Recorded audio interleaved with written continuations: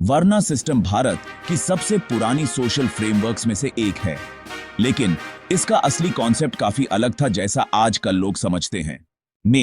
वर्ना शब्द संस्कृत से आया है और इसका लिटरल मतलब होता है रंग या प्रकार, पर प्राचीन ग्रंथों में ये ज्यादा क्वालिटीज और रोल्स के लिए यूज होता था, जम के लिए नहीं। 4 वर्णस का जिक्र ऋग्वेदा जैसे ग्रंथों में मिलता है, खासकर पुरुषा सुक्ता हिम में।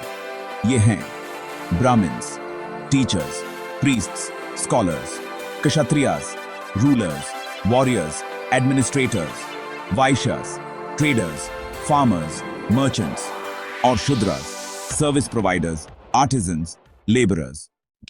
तो असली सिस्टम के कुछ इंपॉर्टेंट पॉइंट्स देख लेते हैं। ये गुना मतलब क्वालिटीज और कर्मा मतलब एक्शंस या काम पर आधारित था, सिर्फ जम पर नहीं। ये ज्यादातर काम का बंटवारा था, ना कि हायरार्की। शुरुआत में सोशल मोबिलिटी भी पॉसिबल थी। इसका फिलोसॉफिकल बेस भगवत गीता में भी मिलता है, जहां कृष्णा कहते हैं कि वर्ना गुना और कर्मा से डिसाइड होता है, जन्म से नहीं। पहले ये एक तरह का सोशल और ऑक्यूपेशनल क्लासिफिकेशन सिस्टम था। सादियों के साथ, खासकर लेटर वेदिक और पोस्ट वेदिक पीरियड में, वर्ना सिस्टम काफी रिजिड और बर्थ बेस्ड हो गया। हजारों जातियां यानी सब कास्ट्स टाइम के साथ डेवलप हुई।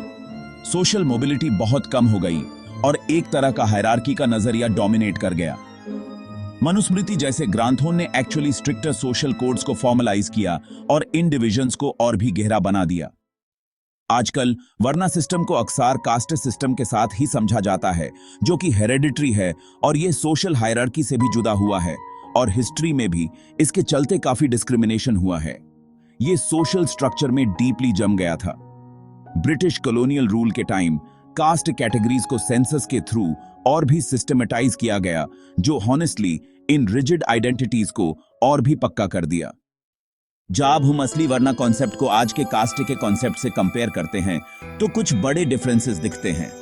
असली आइडिया क्वालिटीज और ऑक्यूपेशन पर था, और थियोरी में तो फ्लेक्सिबल भी था।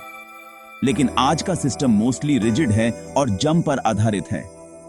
वर्ना एक फंक्शनल डिवीजन था, जबकि कास्ट एक हायरार्किकल सोशल स्ट्रैटिफिकेशन बन गया। तो देखो, वर्ना एक फिलोसॉफिकल मॉडल था, पर कास्ट एक सोशल रियलिटी बन गया, जिसका लीगल और पॉलिटिकल इंपैक्ट भी है।